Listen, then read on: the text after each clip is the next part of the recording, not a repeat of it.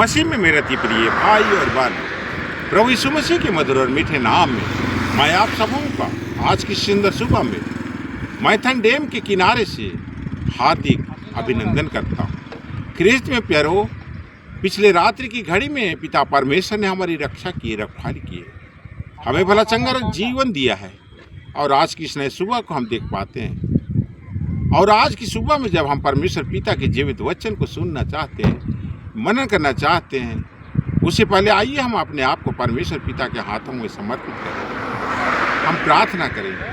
हे सर्वशक्तिमान ईश्वर दयालु पिता, आज की सुंदर सुबह में हम प्रभु यीशु नाम से तेरे चरणों में आते हैं और प्रभु तेरे नाम की स्तुति करते हैं, महिमा करते हैं, प्रशंसा करते हैं। प्रभु जी, पिछले रात्रि की घड़ी में हमारी रक्षा की है, रखवाली की है और आज की इस नए सुबह को देखने का अवसर प्रदान किया और आज की इस नए सुबह में अपना जीवित वचन हमें दिया है। सो प्रभु जी, हमारे दिल और आत्मा को तो शुद्ध कर, प्रभु पवित्र कर, ताकि समय जो कि हम तेरे जीवित वचन को सुनना चाहते हैं, मनन करना चाहते हैं, तेरी पवित्र आत्मा को पाकर हम प्रभु तेरी अगुवाई में सुनने सके, मनन करने सके, जो कि हमारे उद्धार और त्राण के लिए होने पाए।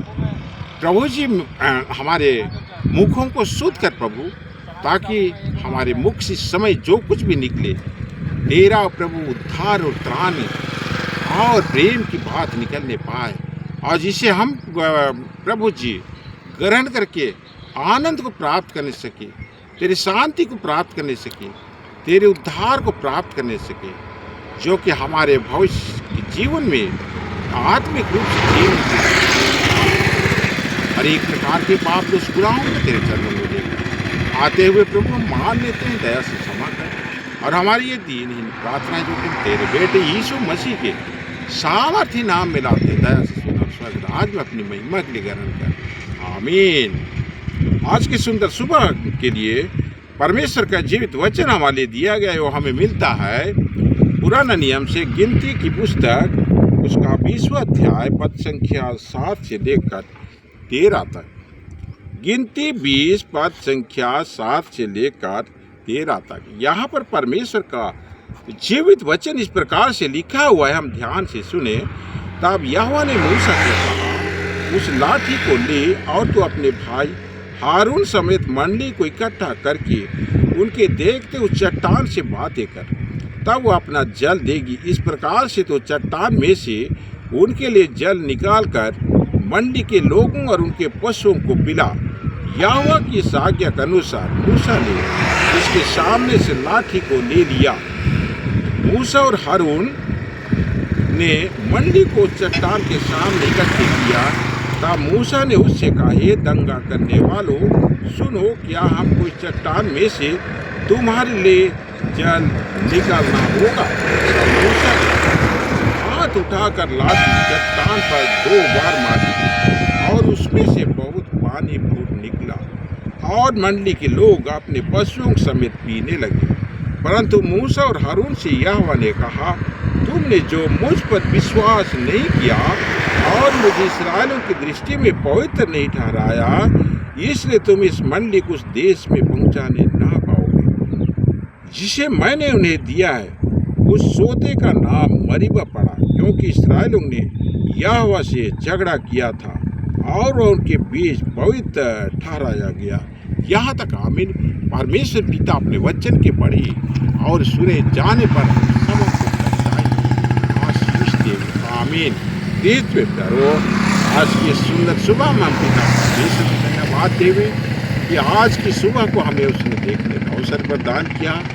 हमें हर एक प्रकार के दुख, तकलीफ, संकट, विपत्ति और अचानक मृत्यु से भी हमें बचाया है और आज की सुंदर सुबह में हमें अवसर दिया है कि हमें प्रकृति की सुंदर दृश्य के नज़दीक हम उपस्थित पाते हैं।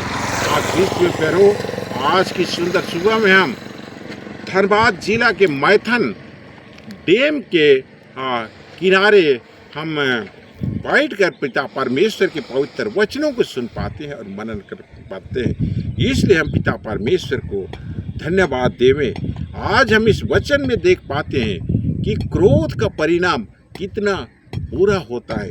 ख्रिस्त में प्यारो, आज हम सामाजिक जीवन में हम देख पाते हैं क्रोध तो हमारे घर को तोड़ देता है, क्रोध करने से हमारे परिवार बिखर जाता है, पति और पत्नी अलग हो जाते हैं, बच्चे बिखर जाते हैं और हमारा जो है क्रोध करने के कारण सब कुछ बर्बाद हो जाता है। हम यहाँ तक काम करते हैं कि हम एक दूसरे की हत्या कर देते हैं।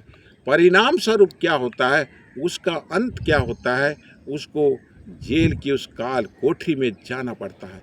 इस प्रकार से क्रोध का परिणाम इस संसार में आदमी को प्राप्त होता है और अंत में वो जेल की सज़ा पाता है। और यहाँ तक भी होता है कि क्रोध करने का परिणाम आदमी को जो है फांसी के ऊपर, फांसी के फंदे में लटकाया जाता है। और तो और कितने लोग हैं जो क्रोध करने के कारण आत्महत्या का सहारा लेते हैं और अपने जीवन को समाप्त कर पाते हैं। इस प्रकार हम देखते हैं संसार के जीवन में क्रोध का परिणाम कितना भयानक और खतरनाक है। आज के पवित्र बाइबल में भी हम इसी बात को हम देख पाते हैं। मूसा और हारून जो कि क्रोध करते हैं और उनका परिणाम क्या होता है कि उनको परमेश्वर पिता बोलता है तुम उस कनान देश में कभी पहुंचने नहीं पाओगे, और वो कनान देश नहीं पहुंच पाते। ख्रीस्त में प्यारो, हम देखते हैं कि इस्राएली लोग पानी के लिए जो है हाहाकार मचाते हैं, वो पानी के लिए चिल्लाते हैं, मूसा को भला बुरा कहते हैं। इस परिस्थिति में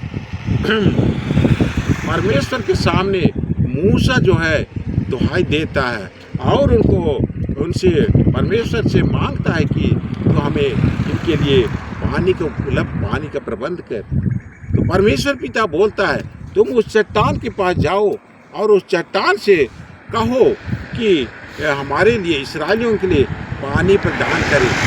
परंतु मूसा और हारून उस चट्टान के पास जाकर वो जो है उस चट्टान से बातें नहीं करते हैं, परंतु मूसा सीधे वहाँ जाके चट्टान के ऊपर अपने लाठी से 2 बार मारता है और जो चट्टान से पानी फूट पड़ता है और इस्राएल और उनके पशु उस पानी को पीते हैं और वो तृप्त हो जाते हैं।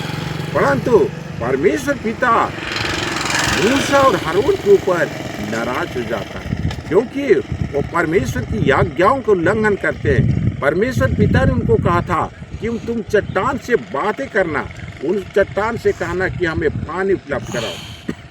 परंतु मूसा जो वहाँ चट्टान के पास जाता है और क्रोधित हो जाता है और चट्टान को लाठी से 2 बार मारता है और वो पानी जो है चट्टान से फूट पड़ता है और समस्त इस्राएली वो पानी का प्यास से तृप्त हो जाते हैं। इस प्रकार हम देखते हैं कि मूसा और हारून परमेश्वर की आज्ञाओं का उल्लंघन करते हैं। उनके ऊपर क्रोध जो है भारी पड़ जाता है, वो क्रोधित हो जाते हैं और चट्टान को लाठी से मारते हैं और परमेश्वर की आज्ञाओं को दरकिनार कर देते हैं। इसी को देखकर परमेश्वर पिता भी उनसे नाराज हो जाता है और मूसा और हारून को कहता है तुमने मेरी आज्ञाओं को उल्लंघन किया, मुझे इस्राएलियों के सामने पवित्र नहीं ठहराया, इसलिए तुम मेरा उस दिखाया हुआ राज अर्थात कनान देश में तुम कभी नहीं पहुंचने पाओगे। और वो मूसा और हारून कनान देश में नहीं जा पाए, उनके संतान और उनकी अगली पीढ़ी जो है उस कनान देश में जा पाई। इसलिए ख्रीस्त में प्यारो, आज जबकि हमारे अंदर भी इसी प्रकार की क्रोध करने की भावना है, तो आइए हम आज परमेश्वर से सहायता मांगे। पिता परमेश्वर से हम निवेदन करें कि इस क्रोध को जब भी हमारे मन में, हृदय में क्रोध आती है, हम क्रोध को सहन करने की आत्मा पिता परमेश्वर से मांगे, तब ताकि हम उस क्रोध के बुरे परिणाम से बचने पाएं और इस प्रकार का हम जीवन को व्यतीत करते हुए एक दिन परमेश्वर पिता के उस राज में अनंत सुख और विलास का जगह में हम उसके साथ पहुंचने पाएंगे, उसके साथ रहने पाएंगे। तो पिता परमेश्वर आपकी प्रवचन में बहुताई की आशीष की। आमीन। आइए हम हे स्वर्गीय पिता, हम फिर कर तेरे चरणों में आते हैं प्रभु, तेरे नाम की स्तुति करते हैं, महिमा करते हैं। तेरी महान दया अनुग्रह के लिए हम तुझे धन्यवाद देते हैं प्रभु जी। आज की सुंदर सुबह में जब हम प्रकृति के अत्यंत मनमोहक दृश्य के किनारे अर्थात मैथन डैम के किनारे हम बैठे हैं और तेरे वचनों को सुन पाते हैं, मनन कर पाते हैं। प्रभु, इस प्रकार से तूने आज की सुंदर सुबह में हमें अपने वचन से आशीषित किया है। हमें अपने वचन के द्वारा हमारे ऊपर तूने अपने अनुग्रह को प्रकट किया है। इस दया के लिए हम तुझे धन्यवाद देते हैं। आज हम वचन में देख पाते हैं क्रोध का नतीजा, क्रोध का परिणाम कितना भयंकर है। मूसा और हारून जो कि क्रोध करने के कारण प्रभु जी उस किनान राज में जाने से वो वंचित हो पाते हैं, परमेश्वर की आज्ञाओं को उल्लंघन करते हैं और क्रोध करते हैं। और वो चट्टान को, जबकि चट्टान से परमेश्वर ने बातें करने के लिए कहा था, परंतु मूसा उससे चट्टान से बातें नहीं करता है, वरन उसको लाठी से मारता है और उससे पानी का सोता निकलता है और इस्राएल उससे पी के तृप्त होते हैं। परंतु इस्राएली तो तृप्त हो जाते हैं, लेकिन मूसा जो है परमेश्वर की तेरी आज्ञाओं को उल्लंघन करता है। तू उससे बात करने के लिए कहा था, परंतु लाठी से उसने चट्टान को मारा और तेरी आज्ञाओं का उल्लंघन किया। इस प्रकार से उसने क्रोध करके प्रभु जी वो तेरे आशीष से वो वंचित हो गया, अर्थात वो किनान देश में प्रवेश नहीं करने सका। दयालु प्रभु जी, आज हमारी दिल और आत्मा को तू सहायता कर कि हमारे अंदर जो भी क्रोध की आत्माएं हैं निकलने पाए, हम भी क्रोध करने वाले नहीं बनने पाए, परंतु हम दया और शांति का जीवन व्यतीत करने वाले होने पाए। प्रभु जी, हम तो मनुष्य जाति हैं, स्वाभाविक रूप से हमारे अंदर क्रोध आती है, परंतु तो उस घड़ी हमें क्रोध से बचने के लिए तो अपनी सहायता करना प्रभु, आपकी पवित्र आत्मा की अगुवाई से हमें भर दे, ताकि हम तेरी हमारे अंदर के क्रोध को हम शांत कर सके, तेरे वचनों को हम बोलने पाए, तेरी आज्ञाओं को हम मानने पाए और हम पवित्र आत्मा से की अगुवाई में होकर तो उससे सहायता पाकर प्रभु जी हम क्रोध को हावी ना होने दें, परंतु दया और प्रेम को हमारे जीवन में पनपने दें। प्रभु जी, आज की वचन की आशीष आज हम सबों को तूने बहुतायत से दी है, हम तुझे धन्यवाद देते हैं। इसी समय हमारे लोगों में कितने लोगों का आज प्रभु जी पैर फ्रैक्चर हुआ है, यीशु नाम में हर एक जिसका भी पैर फ्रैक्चर है चंगे हो जाओ। हर एक शुगर का बीमारी, हर एक ब्लड प्रेशर का बीमारी से ग्रसित चंगे हो जाओ। हर एक प्रकार की माइग्रेशन की बीमारी के लोग चंगे हो जाओ। हर एक प्रकार की लीवर का फैटी लीवर यीशु नाम में आज नॉर्मल होने पाए। हर एक प्रकार की प्रभु जी डायबिटीज का बीमारी, किडनी का बीमारी, आँख का बीमारी, हृदय का बीमारी से ग्रसित लोग इसी समय चंगे हो जाओ। प्रभु जी, जिसका भी आज ब्रेन हेमरेज हुआ है यीशु नाम में चंगे हो जाओ। हर एक लकवाग्रस्त रोगी अपने पैरों पर उठ के चलने लग जाए।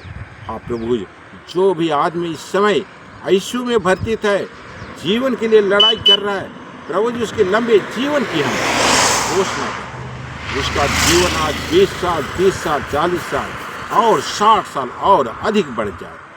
प्रभु जी, हर बच्चे जो कि गलत संगाती में हैं, यीशु नाम में उनका गलत संगाती से उनको छुटकारा मिलने पाए। हर एक जवान और युवती जो नौकरी की खोज में, यीशु नाम में उनको सरकारी नौकरी मिलने पाए। हर एक नौकरीग्रस्त नौकरी प्राप्त आदमी जो आज अपने प्रमोशन के लिए चिंता कर रहा है, उसको आज हायर पोस्ट में प्रमोशन हो। जिसका भी आज जन्मदिन है उसके लंबे जीवन की हम कामना करें। जिसका भी आज शादी का सालगिरह है, प्रभु जी तूने उनके जीवन में और एक साल को जोड़ा है। प्रभु जी उनके खुशहाल जीवन की हम कामना करें। जिसके घरों में लड़ाई झगड़ा व्याप्त है, यीशु नाम उनके घर में शांति आ रही। जो भी आज कंगाली का जीवन जी रहा है, यीशु नाम उनका घर के हर प्रकार की कंगाली दूर होने। प्रभु जी, हर एक प्रकार की बुरी बीमारी, कैंसर की बुरी बीमारी, प्रभु जी पीलिया की बुरी बीमारी, प्रभु जी टीबी की बुरी बीमारी को यीशु नाम में हम आज्ञा देते हैं, निकल जाओ हमारे सुनने वालों के से। हाँ प्रभु जी, जो भी इसी समय शैतान और दुष्ट आत्मा की गिरफ्त में है, यीशु नाम में आज्ञा देते कहते निकल जाओ उनके शरीर से और फिर कभी वापस नहीं आना। पवित्र आत्मा की शांति, पवित्र आत्मा की खुशी और स्वर्ग की रोशनी से आपका घर, आपका परिवार, आपका जीवन इसी समय भर जाए। अब हम ये दीन प्रार्थना बेटे यीशु मसीह के सामर्थ्य नाम में लाते हैं, दास सोनर स्वर्ग राज में अपनी महिमा के लिए ग्रहण कर। आमीन। और ईश्वर की शांति जो समस्त ज्ञान से परे है, ख्रिस्त यीशु में आप सबों के मन और हृदय की रक्षा करती रहे, आपसे लेके सदा लो। आमीन।